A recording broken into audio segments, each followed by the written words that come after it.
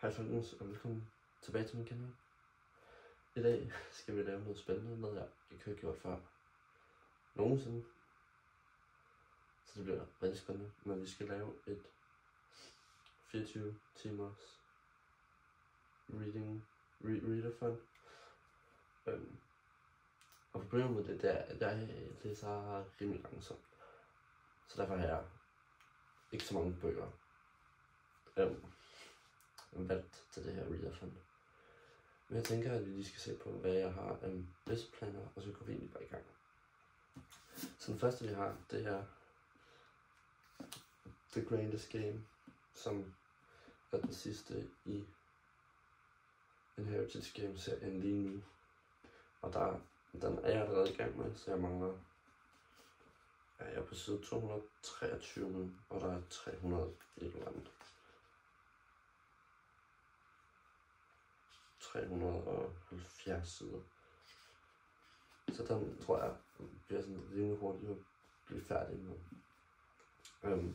Ja. Så det er den første, og den vi starter ud med.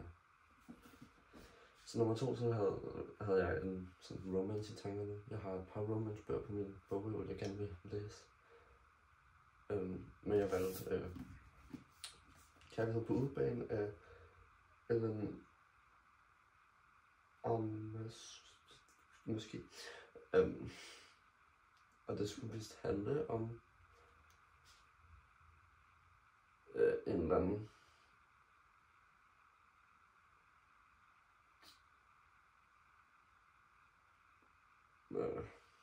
kommunikationschef for farens store hold med en fodboldstjerne, tror jeg.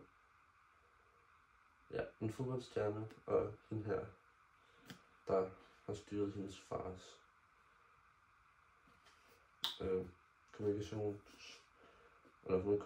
kommunikationschef. Jesus, hvorfor var det så svært at sige?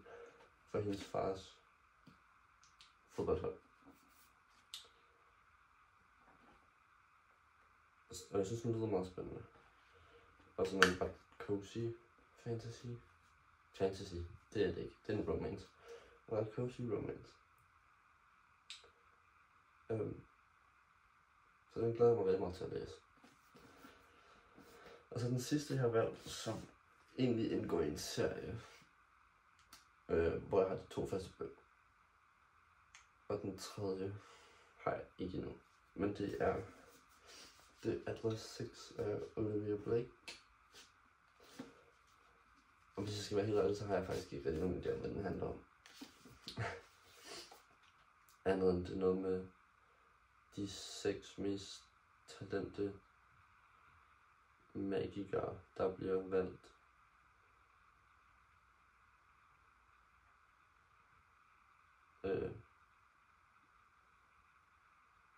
til at være med i et eller andet foremost secret society in the world. Det er det, der står her. Så noget med nogle magikere og sådan noget. Jeg har sådan de engelske versioner af de her bøger. Så måske kommer jeg til at læse den, hvis de har 1, 2 og 3 på dansk på Saxo. Men at jeg har, så kan man nok til at læse den på min iPad i stedet for.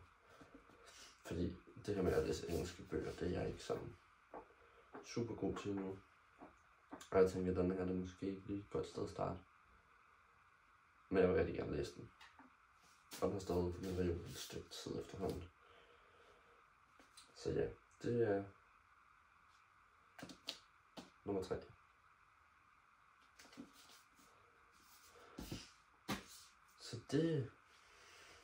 Så jeg tænker bare, at vi egentlig går i gang.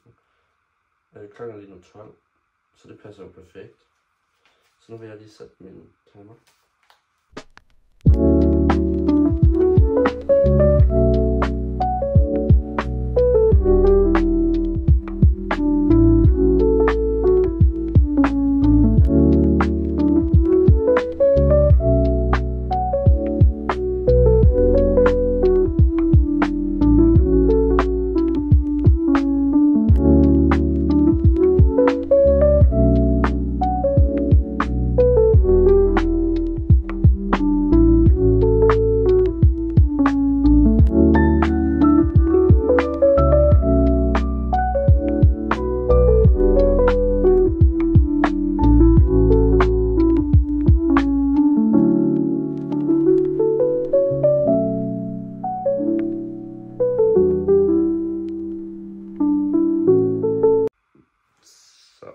faktisk, nu har jeg fået læst 20 sider eller sådan noget. Dem her. Og klokken er lige nu 12:40. Og jeg er sulten. Så jeg vil lige gå ud og lave noget mad. Og så vil jeg læse videre selvfølgelig. Efter at jeg har spist. Jeg har pauset min timer borgerlig. Wow. Så den står 23, 24, 12. Lige nu. Der. Men jeg vil lige gå ud og spise noget mad. Og så vil jeg sætte mig og læse igen. Målet er at blive færdig med den her, inden jeg går i seng i aften. Og det tror jeg kan lade sig gøre. Det er ikke så mange sider. Og den er rimelig hurtig at læse. Den er ret spændende også. Så ja. Men jeg vil lige gå ud og tage noget mad, og så vil jeg vende tilbage.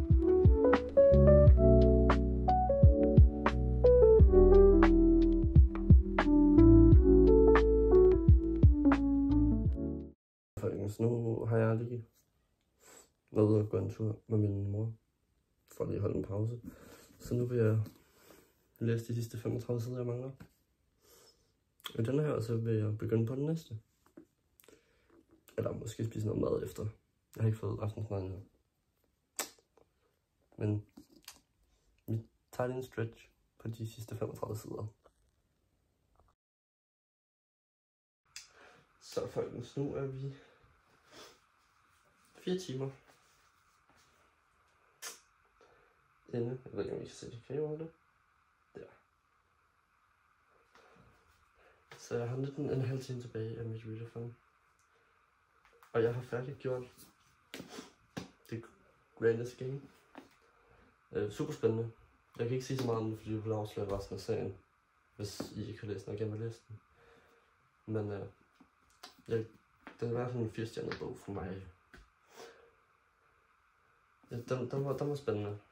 Meget bedre end 4'eren. Som var i min... Hvad hedder den? 5... Jeg kan ikke huske, hvad jeg kalder den.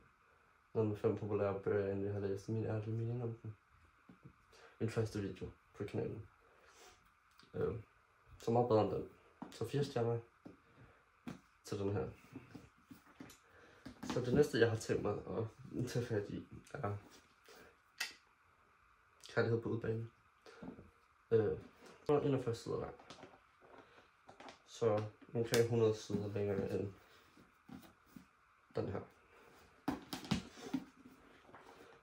Så den glæder mig til at læse. Jeg tænker egentlig bare, nu klokken 5 minutter over 8. Så tænker jeg bare at gå i gang med det samme, faktisk. Læse lidt, så nok gå ud og lave noget at drikke, noget te. Og så lidt forskelligt. Så jeg tænker egentlig bare at vi går i gang med den. Så det er planen indtil videre. Det er bare at læse. Og se, hvor langt vi når. Inden jeg regner med at gå i seng 22-23 stykker, ja. Så på 3 timer. Måske længere. Det kommer selvfølgelig an på, den fanger mig. Det kan også være, at jeg kommer til at lave noget andet i aften. Det ser på. Men må da i hvert fald bare læse. Så lad os bare gå i gang.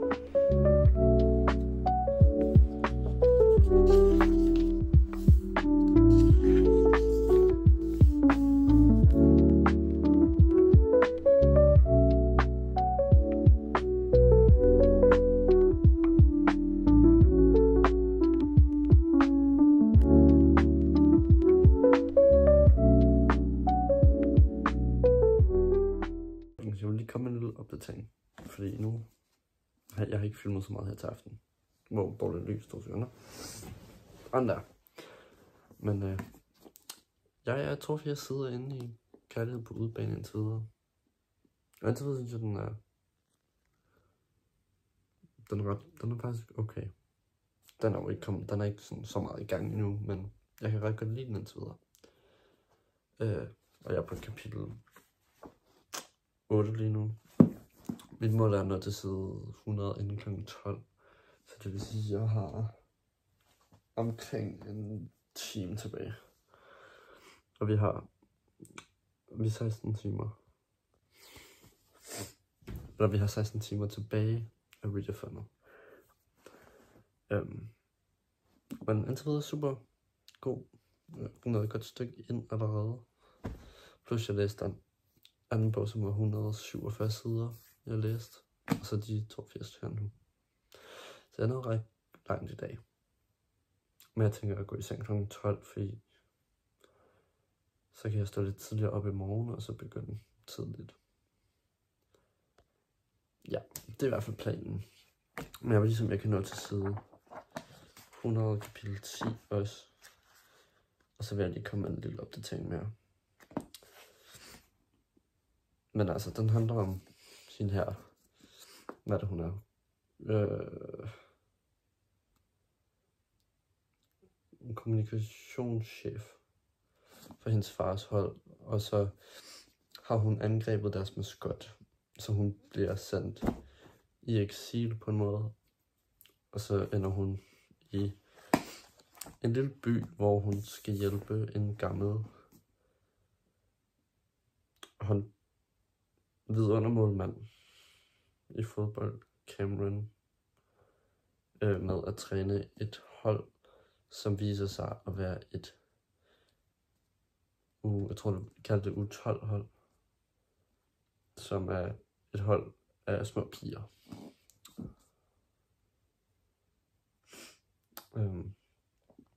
Og så har hun fået sådan en lille lortehytte at bo i det her sted, hvor han bor ved siden af. Og de kommer ikke så godt ud af det med hinanden lige nu. Men nu har han lige tilbudt hende en våbenhvile. Så nu må vi se, hvordan det går hen og bliver.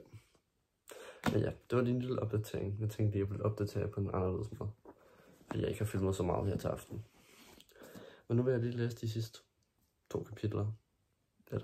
De sidste 2 kapitler. Forhåbentlig inden kl. 12. Og så kommer den sidste opdatering. Så er klokken 11:55, og jeg lige blev færdig med at læse det sidste.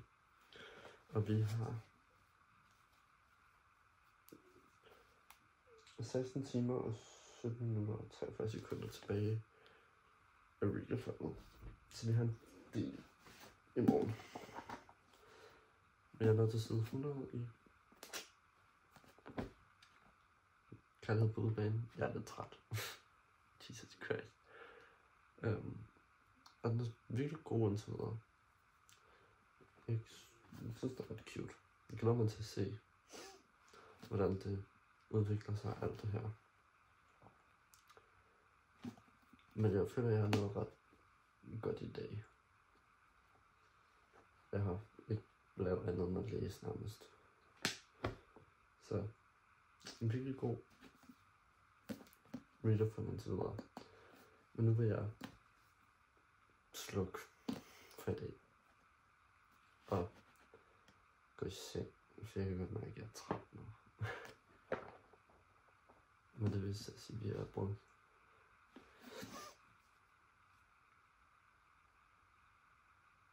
8 timer i dag på at læse. Hvilket ret godt. Jeg tror aldrig, jeg har læst så meget før, faktisk. Ikke så vidt jeg ved af. Så. Men jeg har læst 247 sider i dag. Knap og nap. Hvilket er sygt godt på 8 timer. I forhold til, at jeg er en, der læser ret langsomt. Så, men ja, nu vil jeg gå i seng. Og så vil jeg fortsætte igen i morgen. Det er tirsdag i morgen. Jeg håber lidt på at blive færdig inden onsdag. Så jeg skal blive færdig i morgen. Onsdag eftermiddag. Jeg vil gerne være færdig inden onsdag aften. Fordi der skal jeg ligesom på arbejde. Så det kunne være rigtig dejligt at blive færdig inden da. Men nu må vi se. Jeg føler, at det er gået ret godt i dag. Så jeg håber, det går lige så godt i morgen. Jeg tror ikke, jeg har noget, jeg skal i morgen. Faktisk. Så der bliver masser af tid til at læse. Ja, men nu vil jeg gå i seng. Så ses vi i morgen tidlig, når jeg engang står op. Godmorgen, folkens. I dag er det tirsdag den 1. juli. Og klokken er 6:35, så lidt over 6:30. Jeg har været op i et stykke tid. Men jeg tænkte, jeg ville starte dagens reading. Read for en ting i dag. Eller jeg vil ikke starte det i dag, jeg vil starte det nu. Det var det, jeg mente. Og vi er jo i gang med at læse Kærlighed på udebane, som er noget omkring 100 sider inde i går. Så målet er at nå så langt som muligt i dag. Så langt som muligt inde i dag, men jeg tænkte lige, at jeg ville sætte mig her og læse fra kl. 7 til kl. 8. Eller fra, når jeg stopper med at optage det her til kl. 8, og så vil jeg gå ud til noget at spise. Og de gør mig lidt mere sådan klar mit hår, det skal lige skylde sådan en gang. Og jeg har lidt nogle praktiske ting, jeg skal tage med af. Mit værelse ligner lidt lort, så jeg vil gerne have fikset det. Men jeg tænker, jeg vil lige sætte mig og læse her i en times tid. Se hvor langt jeg når. Og så vil jeg gå ud og spise mad og fikse de praktiske ting, og så læse videre. Jeg har ikke så mange andre planer i dag, end lige at rode lidt op herinde og læse. Sådan i hvert fald ikke indtil videre. Det kan være, at jeg går en tur senere. Det vil godt være i dag. Jeg sad her lige her til morgen og redigerede det, jeg filmede i går. Og rigtig mange af mine optagelser er den sådan vendt på højkant. Fordi jeg får tage på min telefon, fordi jeg ikke har noget fancy kamera. Så mange af klippene kunne jeg ikke bruge til noget.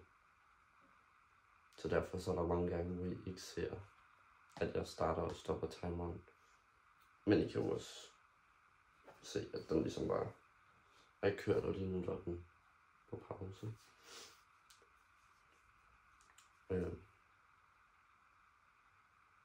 Ja. Så det er lidt noget andet, men det kan ske. Men nu vil jeg sætte mig og læse så meget som muligt til klokken ligesom bliver 8, og jeg ligesom har brug for noget mad. Ja, for jeg kan ikke leve uden mad. Så ja, det er planen. Så lad os egentlig bare komme i gang med det.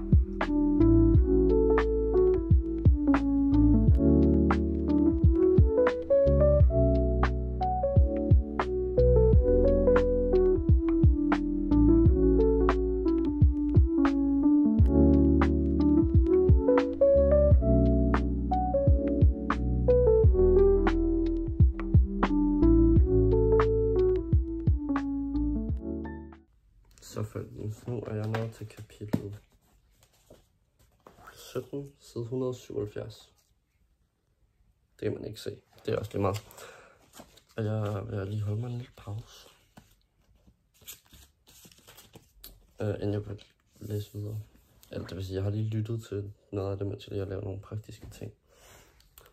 Men vi har nu 13 timer tilbage. Så vi er snart halvvejs. Yay. Så. Men nu vil jeg lige tage mig en lille pause. Klokken den er 10:30. Den er 10:23. Så jeg vil lige holde en pause, og så vil jeg lave et eller andet spændende imens, og så vil jeg komme tilbage og læse videre.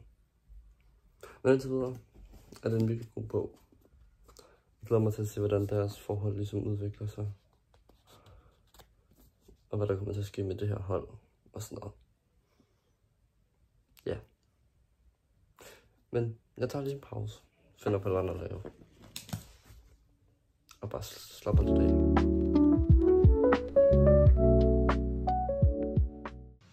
Så folkens, nu klokken 12. Og jeg er næsten halvvejs. Mangler et par sider, før jeg er halvvejs. Men jeg tænkte, jeg lige ville stoppe for nu. Og så vil jeg gå mig en tur. Ja. Og vi er lige nu der. 12 timer og 58 minutter tilbage.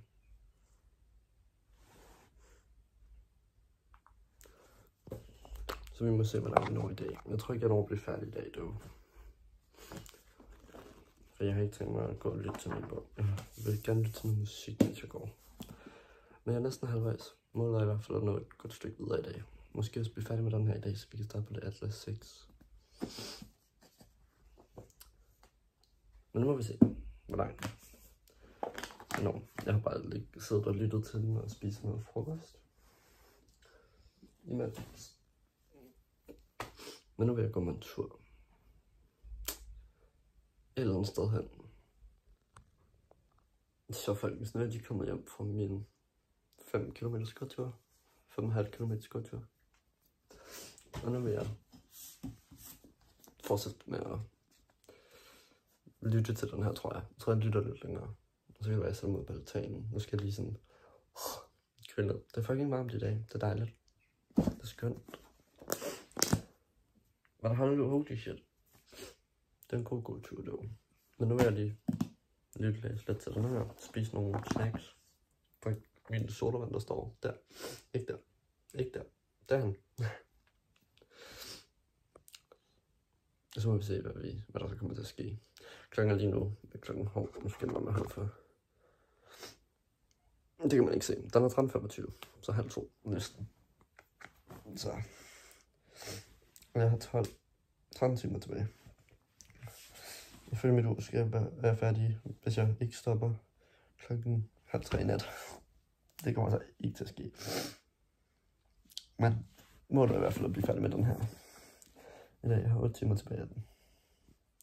Som lydbog. Det kan være, jeg bare lytter til den.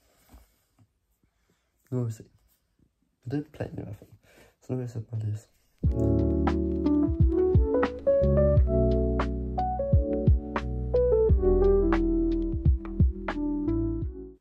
Halløj derude. Jeg har lige været i bad. Jeg kørte min veninde hjem fra arbejde. Og så kørte jeg ud og fik noget at spise. Eller det vil sige, at jeg købte noget fra Netto. Og så har jeg lige været i bad. Så nu vil jeg sætte mig. Og jeg ved, jeg har ikke læst mere siden sidst jeg opdaterede. Og vi har stadigvæk 11,5 time tilbage. Det ved jeg ikke, om man kan se. Det kan man overhovedet ikke. 2 sekunder. Der. 11,5 time tilbage. Så, men jeg vil lige sætte mig. Nok lytte til den her. Jeg tror, jeg tager mine høretelefoner på, og så sidder jeg lige og arbejder en lille smule på et projekt, jeg er i gang med. Så, ja. Det er planen. Så det vil jeg gøre nu. Og så vil jeg opdatere, når jeg ligesom føler for at opdatere.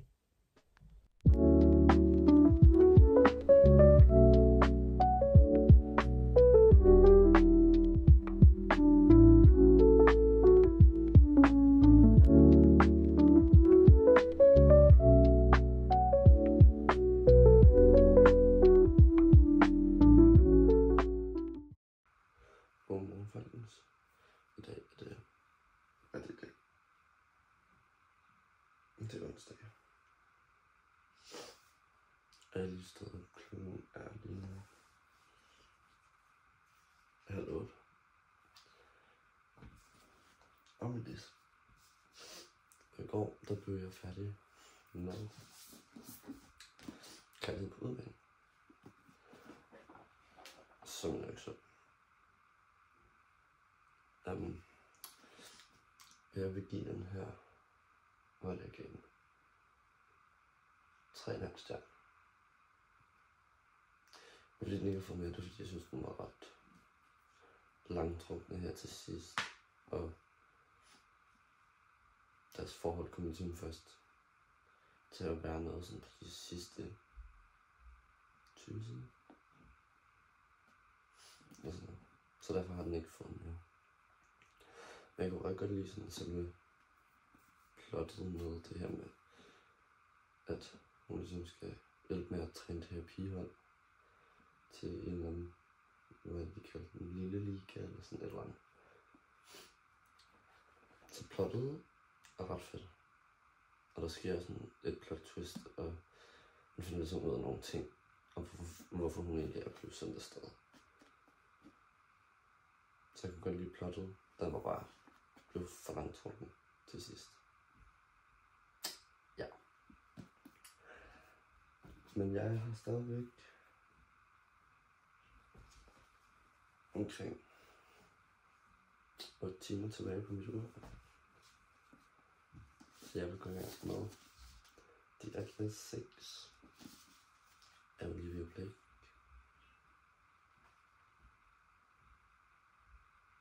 Men jeg har været at læse den på min iPad på Saxo, for der er den på dansk.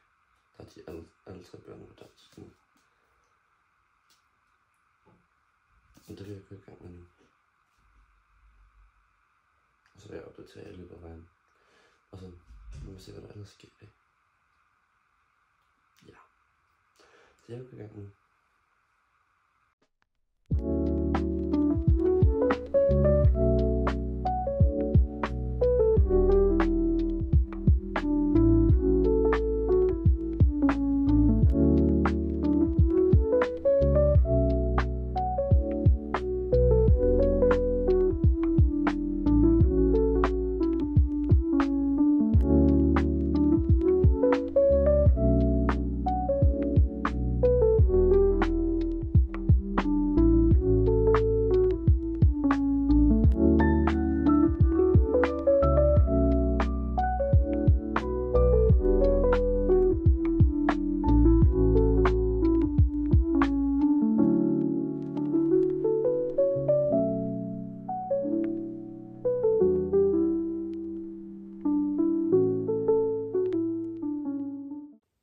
Så folkens, nu er klokken 7. Jeg har været afsted det meste af dagen. Jeg har været ude hos min onkel og taget sol og grillet her til aften. Så jeg har ikke fået læst det store i dag. Så vi har stadigvæk, skal jeg lige se, 6 timer og 2 minutter tilbage. Men nu vil jeg lige sætte mig og læse. Men jeg kommer nok ikke til at filme så meget, fordi min telefon har 11% lige nu. Så den skal lige til noget. Den skal lige have noget strøm. Men jeg vil i hvert fald sætte mig lige og læse videre. Ja, så det er planen. Og så må vi se, hvornår jeg stopper.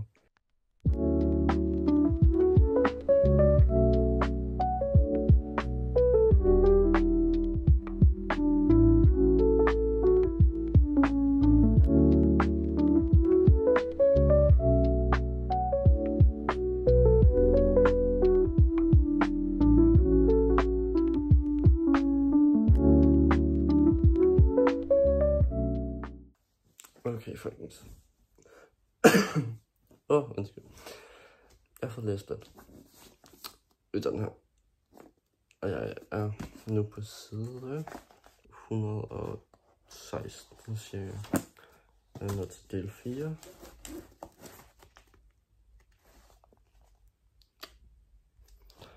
Og jeg har der tilbage. Men jeg er træt. Jeg skal på arbejde i morgen aften. Så jeg vil faktisk gerne have noget søvn. Så jeg tror, vi stopper for i dag, og så færdiggør vi de sidste 2 timer i morgen, når jeg står op. Så jeg havde lidt håbet på, at jeg kunne nå de sidste timer i dag, men det kan jeg godt mærke på mig selv, det kommer ikke til at ske. Jeg ville kunne undre det, hvis ikke jeg havde lavet alt muligt andet i dag. Men ja. Ses i morgen. Godmorgen, folkens. I dag er det tirsdag den 3. juli. Jeg er næsten lidt stået op. Jeg har lige spist noget morgenmad, fordi jeg var virkelig sulten. Men jeg tænkte, at vi skulle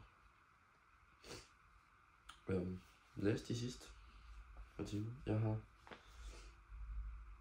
2 timer og 8 minutter tilbage. 31. Og jeg er lige nu 29% inde i The Atlas 6. Og indtil videre synes jeg faktisk, den er virkelig spændende og fed. De er alle sammen, hvis I har læst den og sådan noget, kommer lige lidt spoilers måske. Men de er alle sammen blevet udvalgt og har takket ja til det her tilbud.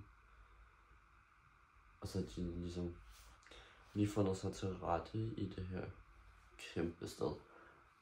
Og så har de lige været op og kæmpe mod nogle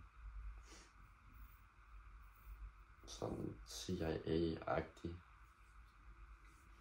De har altså de her magiske kræfter på en eller anden måde. Nogle kan styre sådan, jeg tror det er lydbølger, og så er der nogen, der kan læse tanker, og ja, der er sådan lidt forskelligt, så jeg synes indtil videre er det spændende. Jeg glæder mig til at læse resten. Men jeg er nået til del 4, så det man kan se. Rum, og den er 46 sider lang eller sådan noget. Så vi må se, hvor langt vi når på de sidste 2 timer og 8 minutter. Men nu vil jeg i hvert fald sætte mig og læse, og så har jeg lige... Jeg tror faktisk ikke, jeg har noget skærm. Så jeg kan godt nå at læse den færdig, og så vil jeg opdatere den, når timeren ligesom stopper. Og lige komme med mine sidste tanker på den her. Yes, så lad os lige bare komme i gang. Der er ikke så meget andet at sige. Så, men nu, lad os komme i gang.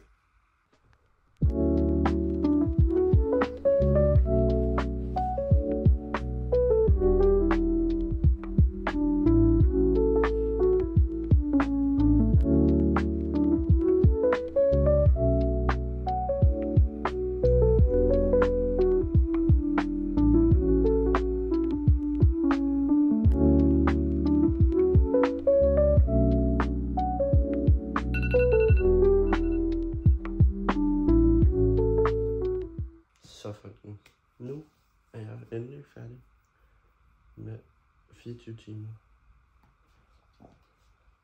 Den er stoppet nu.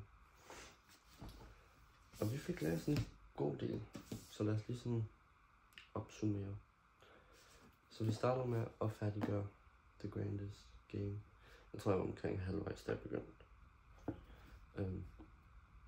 Den var meget god. Jeg mener, jeg gav den 4 stjerner. Ja, det er usikkert, men det står, det ved jeg hvad. Jeg tror, det vil være 4 stjerner. Super spændende bog, super fed serie. Jeg kan ikke sige så meget om den, fordi det vil spoile serien for jer. Men jeg er lige kommet sådan,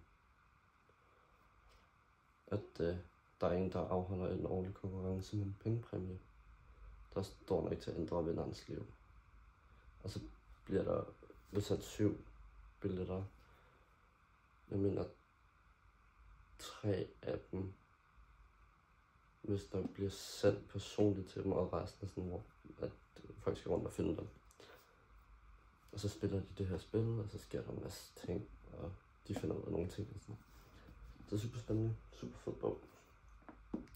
Yes. Og så det næste vi læste var Kærlighed på udebane. Jeg elskede plottet. Plottet var ret godt, det her med, at hun ligesom går viralt for en video, der ikke er så god, og så bliver hun sat til den her by for at hjælpe det her pigehold, som skal i Lille Ligaen. Og så får hun det her forhold til en gammel målmand, som ligesom bor i den her lille by, hun er blevet sendt til. Men ja, den var lidt langtrukkende, og heller ikke den sådan mest spændende. Men plottet var meget godt. Det kunne jeg godt lide. Så ja, jeg tror jeg gav denne her 3,5 stjerner. Og de 3,5 stjerner er de meste plottede karaktererne. Nogle karakterer, der var fine nok. Altså vores hovedperson fandt jeg faktisk virkelig irriterende. Og det samme med ham. Men ja, jeg kan godt lide plottet. Så det er der ligesom har fået den op på 3 stjerner. Og så den sidste, som jeg ikke er færdig med, er The Atlas 6. Der er jeg nået til del 5 nu. Det er så næsten halvvejs. Jeg ved faktisk ikke engang, hvor langt det er. Men jeg tænker, jeg er næsten halvvejs.